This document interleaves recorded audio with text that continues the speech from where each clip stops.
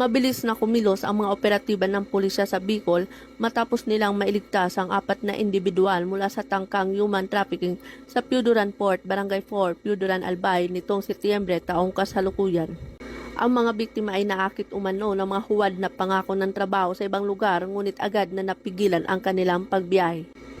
Ayon kay Police Colonel Noel Donato Nunez, Provincial Director ng Albay Police Provincial Office, nang magsumbong ang isang kaanak ng isa sa mga biktima, agad na ikinasa ng mga tauhan ng Albay Police Provincial Office at Masbate Police Provincial Office ang operasyon. Sa kanilang maagap na pagresponde, natuntun ang mga biktima at nailigtas bago sila tuluyang madala ng mga recruiter na sangkot sa iligal na aktibidad.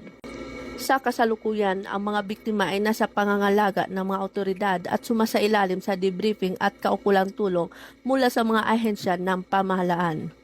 Patuloy namang tinutugis ng PNP ang mga nasa likod ng human trafficking syndicate upang masiguro ang hustisya at maprotektahan ang mas maraming kababayan laban sa ganitong modus. Pinuri naman ni Police Brigadier General Nestor C. Babagay Jr., Regional Director ng Police Regional Office 5, ang mabilis na koordinasyon ng lahat na sangkot na ahensya at inulit ang matibay na panindigan ng PNP laban sa human trafficking.